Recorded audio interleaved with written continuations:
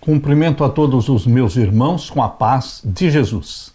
Seja bem-vindo ao estudo da lição da Escola Sabatina, número 6, o amor de Deus pela justiça. Antes de começar, vamos orar. Pai querido que estás nos céus, aqui estamos buscando a Tua bênção mais uma vez. A presença do Espírito Santo comigo e com os meus irmãos.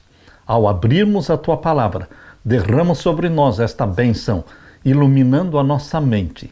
Em nome de Jesus. Amém, Senhor. O amor de Deus pela justiça. O verso áureo.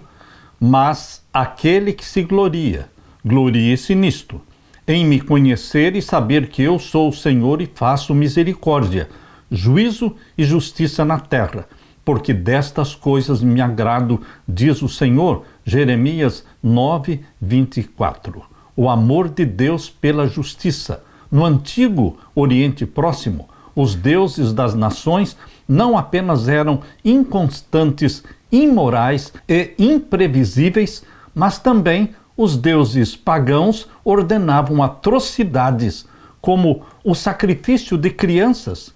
Mesmo assim, os adoradores pagãos não podiam contar com o favor deles, e por isso não ousavam contrariar as suas divindades tribais.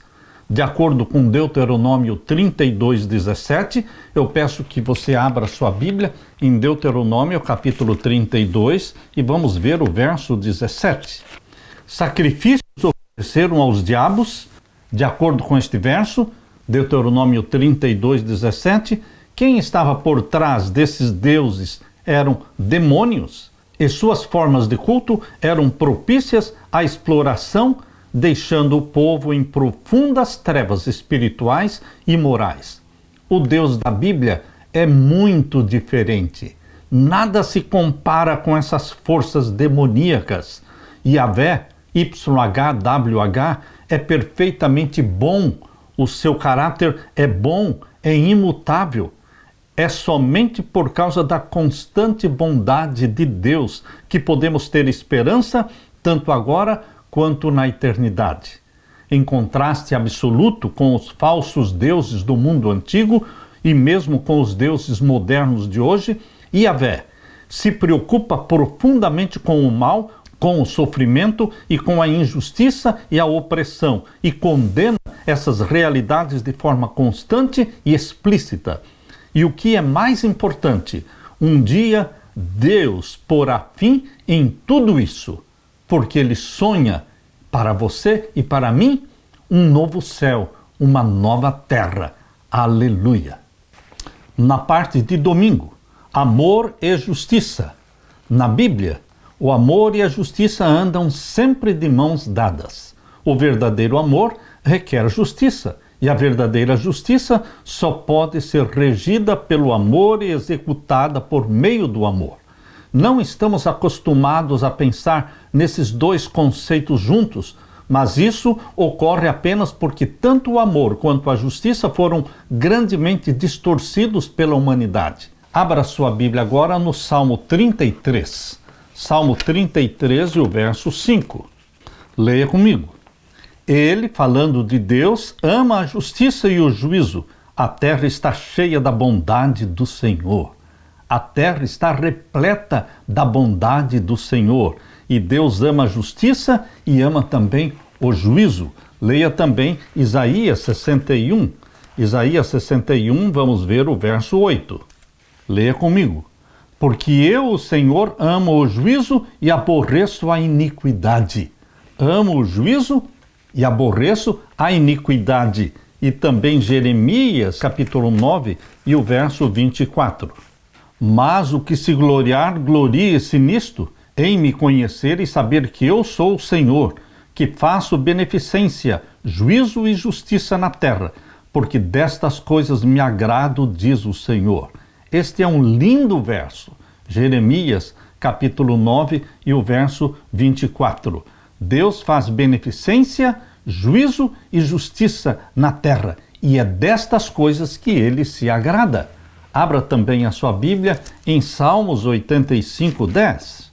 Aqui diz: a misericórdia e a verdade se encontraram.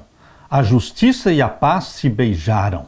Este texto se cumpre, é uma profecia messiânica, porque ela se cumpre na pessoa de Jesus Cristo, onde a misericórdia e a verdade se encontraram em Jesus Cristo. A justiça e a paz se beijaram em Jesus Cristo. E lemos também no Salmo 89 e o verso 14. Justiça e juízo são a base do teu trono. Misericórdia e verdade vão adiante do teu rosto.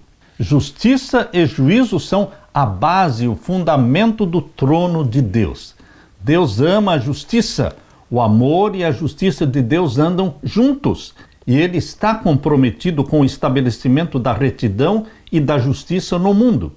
Por boas razões, então, os profetas condenavam regularmente todos os tipos de injustiça, incluindo leis injustas, balanças falsas, além da opressão dos pobres, além da opressão das viúvas ou de outras pessoas vulneráveis.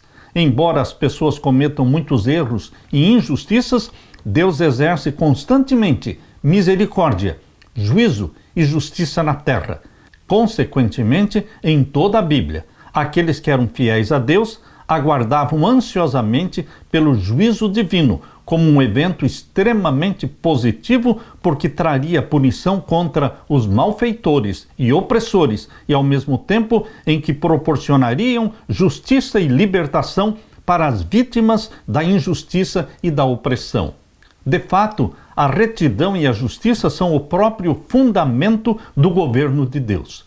O divino governo moral de amor é justo e reto, bastante diferente dos governos corruptos deste mundo, que muitas vezes perpetuam a injustiça para ganho e poder pessoal.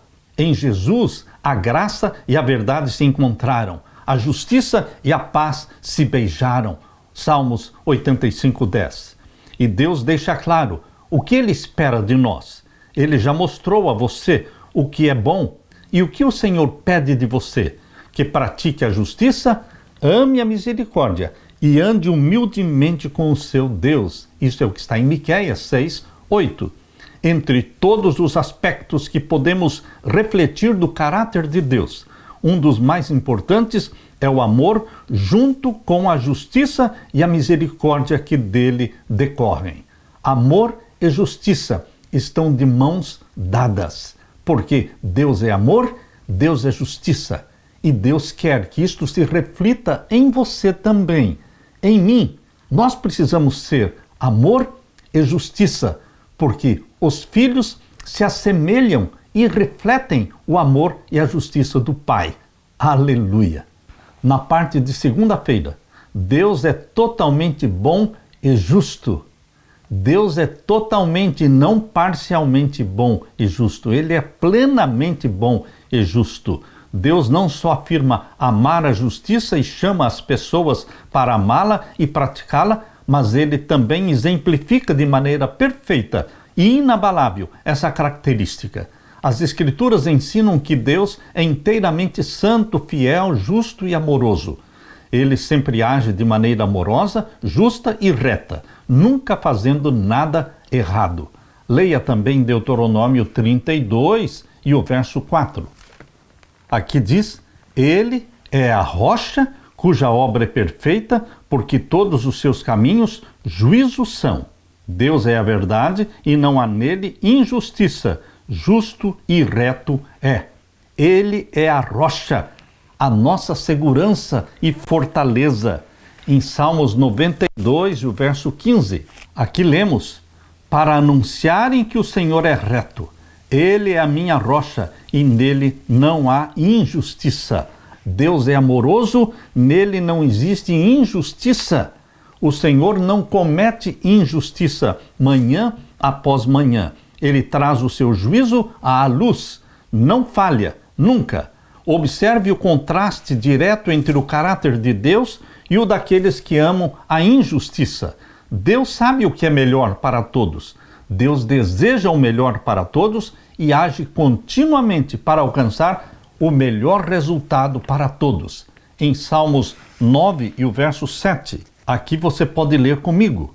Mas o Senhor está assentado perpetuamente, já preparou o seu tribunal para julgar. Ele mesmo julgará o mundo com justiça, julgará os povos com retidão. E agora leia comigo também Salmo 145. Todas as tuas obras te louvarão, ó Senhor, e os teus santos te bendirão. Falarão da glória do teu reino e relatarão o teu poder, para que façam saber aos filhos dos homens as tuas proezas e a glória da magnificência do teu reino. O teu reino é um reino eterno. O teu domínio estende-se a todas as gerações. O Senhor sustenta a todos os que caem e levanta a todos os abatidos. Os olhos de todos esperam em ti, e tu lhes dás o seu mantimento a seu tempo. Abres a tua mão e satisfazes os desejos de todos os viventes. Justo é o Senhor em todos os seus caminhos e santo em todas as suas obras. Essa é a descrição do Deus que eu adoro, do Deus de Abraão, de Isaque e de Jacó. O Deus da Bíblia é um justo juiz e com ele o mal não pode habitar. Isto está em Salmos 5, verso 4. Em 1 João capítulo 1, verso 5, diz que Deus é luz e não há nele treva nenhuma. De fato, Deus não só é perfeitamente bom, mas de acordo com Tiago 1,13, ele não pode ser tentado pelo mal. Abra sua Bíblia em Tiago 1,13. Leia comigo. Ninguém sendo tentado diga de Deus sou tentado, porque Deus não pode ser tentado pelo mal e a ninguém tenta. Deus a ninguém tenta e Deus não pode ser tentado pelo mal. Em tudo isso, a bondade e a glória de Deus estão inseparavelmente ligadas. Embora muitos idolatrem o poder, Deus é todo-poderoso, mas exerce o poder apenas de maneira justa e amorosa. Não é por acaso que quando Moisés rogou ao Senhor, mostra-me a tua glória, Deus respondeu, farei passar toda a minha bondade diante de você. Êxodo 33, versos 18 e 19. Por que um Deus tão bom permite que exista tanto mal? Se Deus é tão bom, se Deus é amor, por que existe tanto sofrimento? Meu querido irmão, este é o mistério da iniquidade. O pecado surgiu no céu. O pecado foi transferido para o planeta Terra quando Adão e Eva pecaram. O pecado crucificou Jesus Cristo na cruz. Foram os nossos pecados que crucificaram a Jesus na cruz. Ele morreu por você e por mim. Jesus Cristo veio dar uma resposta para as acusações feitas por Satanás contra o caráter de amor de Deus, o nosso Pai. Jesus Cristo mostrou que Deus é amor, Deus é bondade, Deus é perdão, Deus é salvação. Jesus Cristo mostrou que Deus é totalmente justo, plenamente bom e justo, e santo e perfeito. E Ele quer implantar este caráter em você e em mim. Aquilo que Jesus foi na terra, aquela santidade de Jesus durante os 33 anos que Ele viveu aqui na terra, ela pertence a você, pela fé em Jesus Cristo. O Espírito Santo gera em você a mesma santidade, para que em você e em mim também existam bondade e justiça, porque refletimos o nosso Pai, que é totalmente bom e plenamente justo. Aleluia! Na parte de terça-feira, o caráter imutável de Deus. Louvado seja Deus, porque Deus é imutável. E esta é a razão de não sermos consumidos, porque Deus é imutável. É isso que Malaquias, capítulo 3, verso 6, declara. Eu convido você para abrir a sua Bíblia em Malaquias, capítulo 3, e o verso 6. Porque eu, o Senhor, não mudo. Por isso vós, ó filhos de Jacó, não sois consumidos. Deus prometeu salvar os descendentes da mulher. Aqueles que creem em Jesus Cristo, Deus prometeu salvá-los. Por isso mesmo, quando caímos, mas clamamos pelo sangue de Jesus, Deus nos perdoa, Deus nos levanta, Deus nos reconcilia consigo. Deus não muda, por isso não somos consumidos, porque Deus não esquece as promessas que Ele fez. Lemos também em Tiago capítulo 1 e o verso 17. Abra sua Bíblia. Tiago capítulo 1 e o verso 17. Toda boa dádiva e todo dom perfeito vem da onde? Vem do alto, descendo do Pai das luzes, em quem não há mudança nem sombra de variação. Em Deus não há mudança. Deus declara: eu, o Senhor, não mudo, Malaquias 3,6.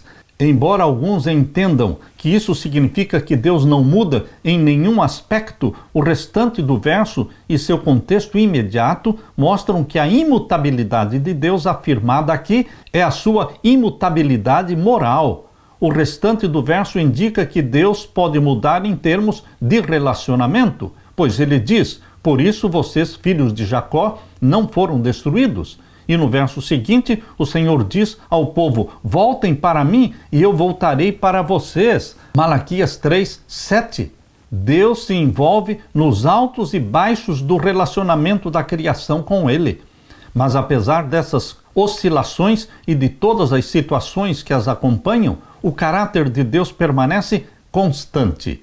Isso é afirmado em Tiago 1,17. Toda boa dádiva e todo dom perfeito vem lá do alto, do Pai das luzes, em quem não há mudança nem sombra de variação. Assim, Deus não é a fonte do mal, ele é a fonte do bem. Ele é o bem, a sua essência é bondade e misericórdia.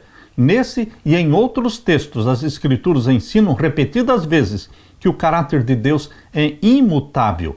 Lemos também na segunda carta de Paulo a Timóteo, capítulo 2:13. Leia comigo. Aqui diz assim: se formos infiéis, ele permanece fiel. Não pode negar-se a si mesmo, mesmo quando nós somos infiéis, mesmo quando nós abandonamos a Deus, ele permanece fiel. Ele não pode negar a si mesmo. Lemos também em Tito, capítulo 1 e o verso 2. Em esperança da vida eterna, a qual Deus, que não pode mentir, prometeu antes dos tempos dos séculos. O Deus que não pode mentir. Queridos, Deus não pode negar a si mesmo. Ele nunca mente. Ele não pode quebrar as suas promessas. Podemos ter certeza de que o Deus da Bíblia é o mesmo hoje, ontem e eternamente. Podemos ter certeza de que o Deus da Bíblia é o mesmo que, em Cristo Jesus, se entregou voluntariamente por nós na cruz. Ele é um Deus em quem podemos confiar e podemos ter confiança e esperança em relação ao futuro, porque, como diz Hebreus 13, verso 8, Jesus Cristo é o mesmo ontem, hoje e eternamente. Bendito e louvado seja Deus pela imutabilidade do seu caráter. Deus não muda. Portanto, aquilo que ele prometeu, ele cumpre. Ele se propôs a salvar você pelo sangue de Jesus Cristo. E a única pessoa que pode impedir você de se salvar é você mesmo.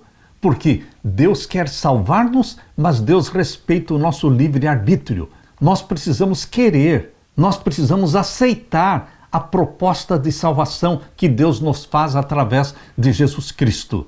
Todo aquele que quiser, todo aquele que vier a Jesus Cristo será salvo, porque de maneira alguma ele lançará fora aqueles que vêm até ele. Louvado seja Deus pelo seu caráter imutável, porque ele é imutável. Nós não somos consumidos, mas somos salvos, resgatados pelo sangue de Jesus.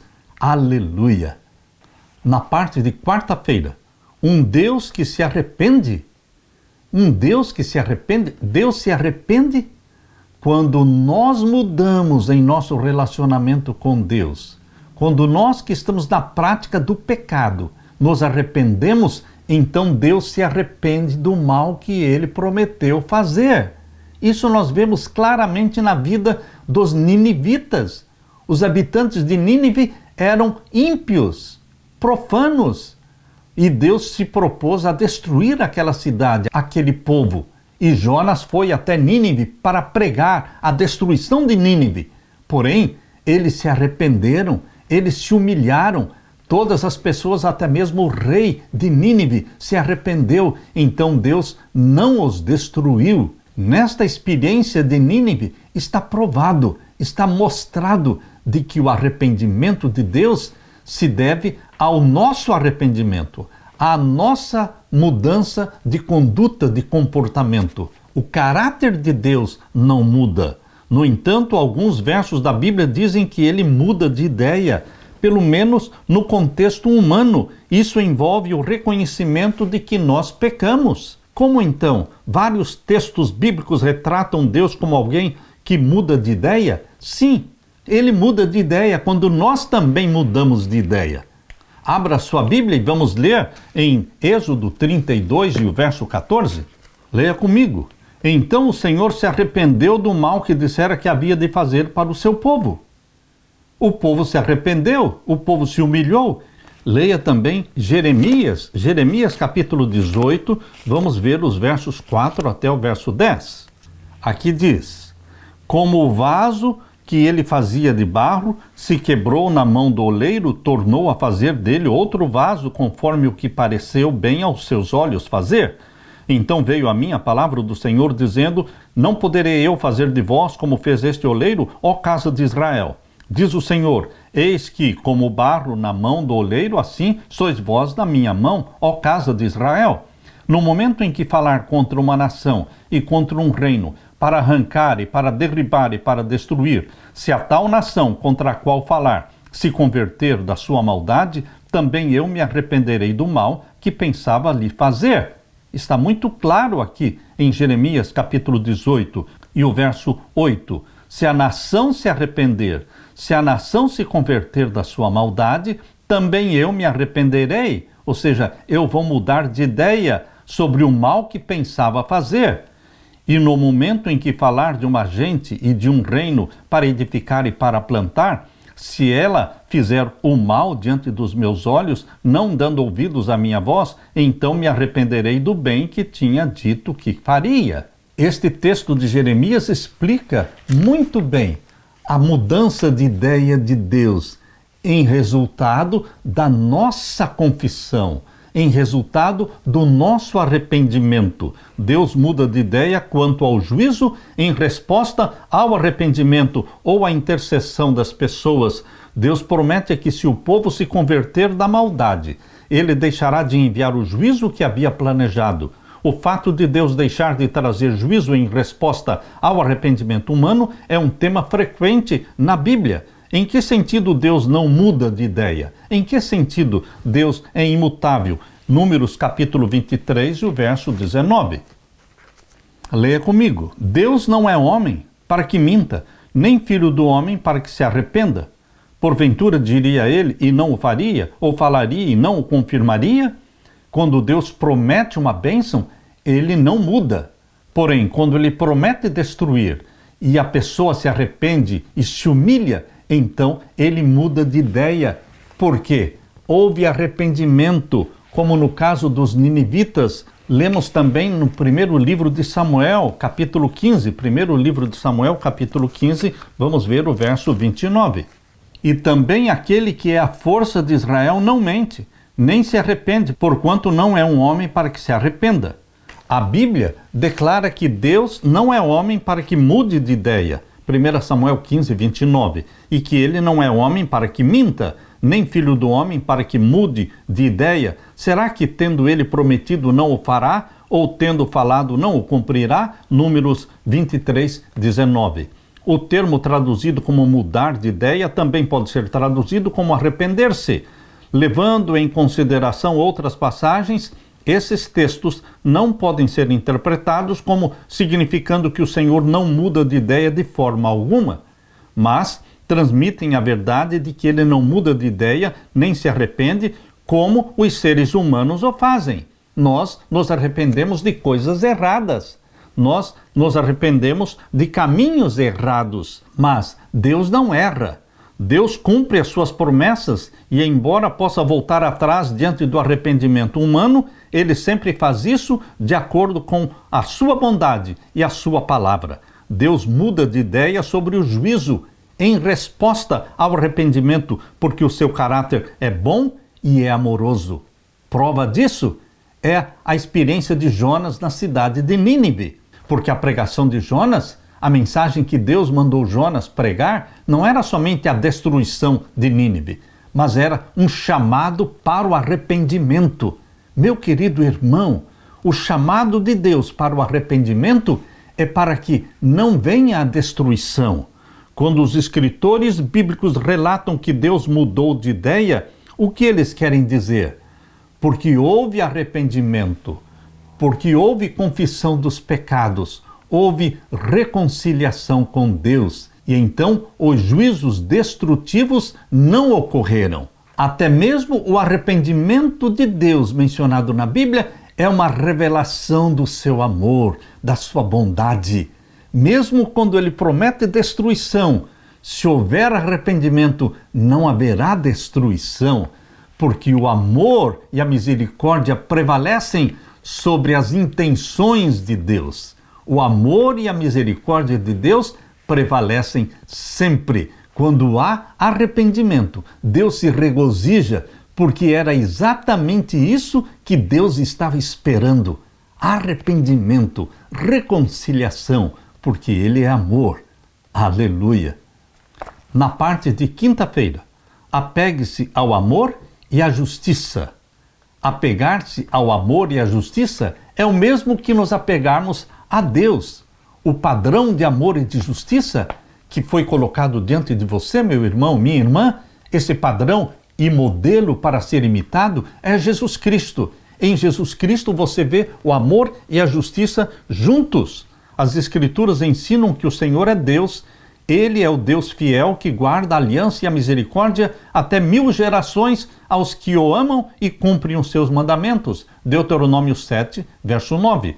Seu caráter de bondade e amor foi demonstrado de forma suprema por Jesus Cristo na cruz do Calvário. De acordo com o Salmo 100, verso 5, o Senhor é bom. O seu amor leal dura para sempre e a sua fidelidade permanece para todas as gerações. Assim, você e eu podemos confiar em Deus, pois Ele dá apenas coisas boas para os seus filhos. Tiago 1,17.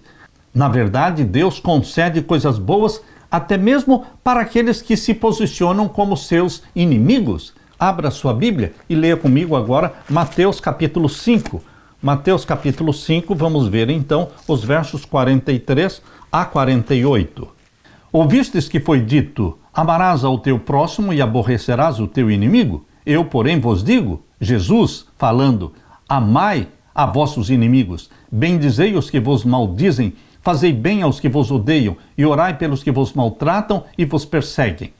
Vocês acham que Jesus Cristo, se Ele não amasse os seus inimigos, se Ele não orasse pelos que perseguiam a Ele, você acha que Jesus pediria para que você fizesse isso se Ele também não estivesse fazendo? Não, Deus não pede para você aquilo que Ele mesmo não faz. Então, quando Jesus pediu, ame o seu inimigo, é porque Ele ama os seus inimigos. Bendiga aos que vos maldizem, é porque Ele bendiz aos que maldizem. Façam bem aos que vos odeiam, é porque Deus faz bem aos que o odeiam. E ore pelos que vos maltratam, é porque Jesus ora pelos seus inimigos também. Verso 45, para que sejais filhos do vosso Pai que está nos céus. Os filhos se assemelham com o Pai, refletem o Pai. Tal filhos. Por isso, nós temos que refletir este caráter de amor e justiça de Deus, para que sejamos filhos do nosso Pai que está nos céus, porque faz que o sol se levante sobre maus e bons, e a chuva desça sobre justos e injustos. Pois, se amardes aos que vos amam, que galardão havereis? Não fazem os publicanos também o mesmo? E se saudardes unicamente aos vossos irmãos, que fazeis demais? Não fazem os republicanos também assim? Sede vós perfeitos, como é perfeito o vosso Pai que está nos céus. Jesus é o padrão seu e meu. A perfeição de Jesus é nossa pela fé. Ele implanta em você a perfeição dele, através do Espírito Santo. O amor de Deus é perfeito. O amor humano é imperfeito. Esse amor que expressamos somente para quem nos ama, o Senhor, porém, ama até mesmo os que o odeiam, inclusive os que se colocam como seus inimigos. Seu amor é completo e, portanto, seu amor é perfeito. Embora o amor e a misericórdia de Deus excedam grandemente todas as expectativas razoáveis, nunca anulam nem contradizem a justiça. Pelo contrário, o amor divino une a justiça e a misericórdia. Da mesma forma, a Bíblia diz: siga o amor e a justiça e espere sempre no seu Deus. Oséias 12, verso 6. No fim, o próprio Deus trará a justiça perfeita. Em Romanos capítulo 2, verso 5 diz: mas segundo a tua dureza e teu coração impenitente, entesouras ira para ti no dia da ira e da manifestação do juízo de Deus. Virá o dia em que será a manifestação do juízo de Deus, da ira de Deus, para aqueles que não se arrependem. A Bíblia diz em Apocalipse capítulo 15, Apocalipse capítulo 15 e os versos 3 e 4, que os redimidos do Senhor, os comprados pelo sangue de Jesus Cristo, todos nós cantaremos o cântico de Moisés e o cântico do Cordeiro. Aqui diz em Apocalipse capítulo 15, abra sua Bíblia.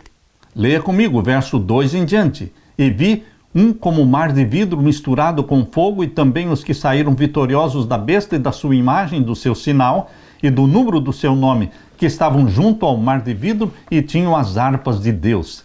E cantavam o cântico de Moisés, o servo de Deus, e o cântico do Cordeiro, dizendo: grandes e maravilhosas são as tuas obras, Senhor Deus Todo-Poderoso, justos e verdadeiros são os teus caminhos, ó Rei dos santos.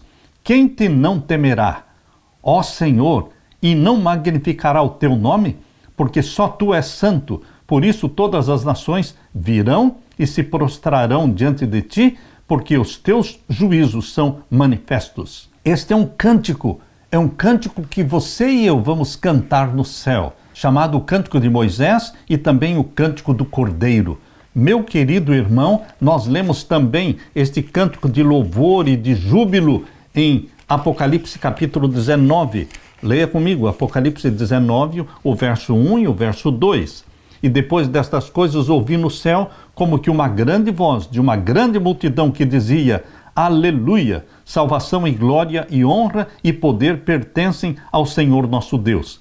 Porque verdadeiros e justos são os seus juízos, pois julgou a grande prostituta que havia corrompido a terra com a sua prostituição, e das mãos dela vingou o sangue dos seus servos. E outra vez disseram: Aleluia! E o fumo dela sobe para todo sempre. E os 24 anciãos e os 4 seres viventes prostraram-se e adoraram a Deus assentado no trono, dizendo: Amém e Aleluia! Um momento de júbilo, de louvor, de glória a Deus, porque Ele é justo juiz, mas também porque Ele é um Deus de amor. Em Deus, o amor e a justiça se unem. Meu querido irmão, quando Moisés rogou a Deus que lhe mostrasse a sua glória, o Senhor respondeu: farei passar toda a minha bondade diante de você. Êxodo 33, 18 e 19. Essa é a sua glória. O Senhor Deus é compassivo e bondoso, tardio em irar-se e grande misericórdia e fidelidade. Ele guarda a misericórdia em 1000 gerações. Êxodo 34, 6 e o verso 7. Porque tem prazer na misericórdia. Miqueias 7, 18. Satanás, que é o inimigo do bem, cegou o entendimento das pessoas, de modo que elas passaram a olhar para Deus com medo, com temor, em considerar Deus como sendo inflexível, ruim, incapaz de perdoar, como um Deus tirano, como um Deus vingativo. Este é o quadro de Deus que Satanás pintou. É uma caricatura de Deus que não reflete a verdade. Satanás levou o ser humano a pensar que Deus é um ser cujo principal atributo é a justiça severa, como se ele fosse um juiz austero, um credor duro e implacável. Satanás retratou Deus como alguém que fica vigiando, desconfiado, buscando erros e falhas em você, para que possa condenar você. Foi para remover e destruir esta caricatura de Deus feita por Satanás, foi para remover e destruir essa sombra escura e revelar ao mundo o infinito amor de Deus, que Jesus veio à terra, encarnou, se tornou um de nós e revelou o amor do Pai. Por isso ele dizia: quem vê a mim, vê o Pai. Jesus Cristo veio para revelar o amor de bondade e de misericórdia do Pai. Creia no Deus revelado na pessoa de Jesus Cristo. Não creia no Deus descrito por Satanás. No final dos 1000 anos, meu querido irmão, minha querida irmã, depois de passarmos 1000 anos no céu com Jesus Cristo, vamos descer junto com a Nova Jerusalém. E então os ímpios vão ressuscitar. E eles vão cercar a Nova Jerusalém. Exatamente como diz aqui em Apocalipse capítulo 20. Capítulo 20 de Apocalipse, verso 9. E subiram sobre a largura da terra, e cercaram o arraial dos santos e a cidade amada. Isso vai ser no final dos 1000 anos. Mas desceu fogo do céu e os devorou.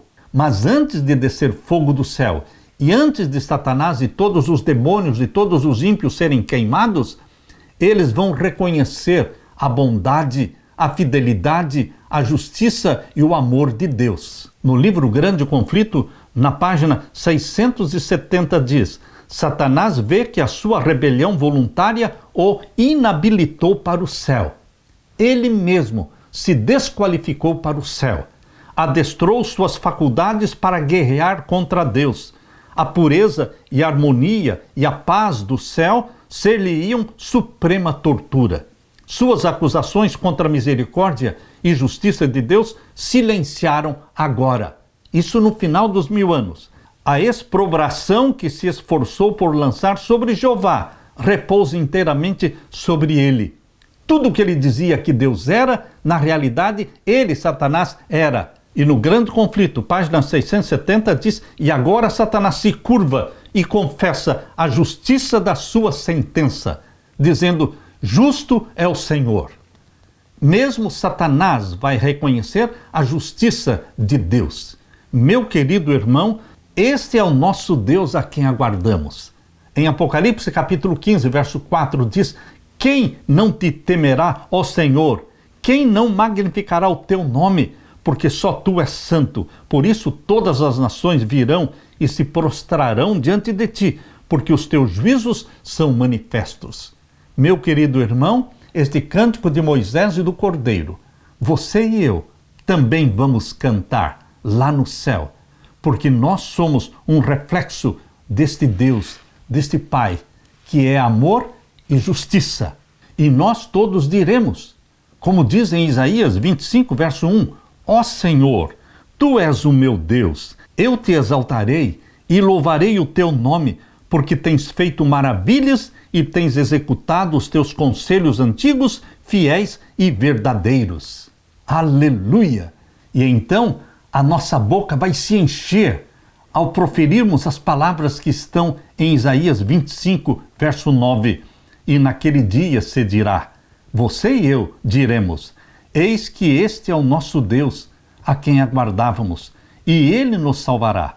Este é o Senhor a quem aguardávamos, na sua salvação gozaremos e nos alegraremos. Aleluia! Meu querido irmão, é este o nosso destino. É este grande dia que estamos aguardando ansiosamente. Jesus Cristo vai voltar. Jesus Cristo vai nos arrebatar para o céu. E nós vamos ver a nossa esperança se tornar realidade. E com alegria e sorriso nos lábios, nós vamos dizer, este é o nosso Deus, a quem aguardávamos, ele nos salvará.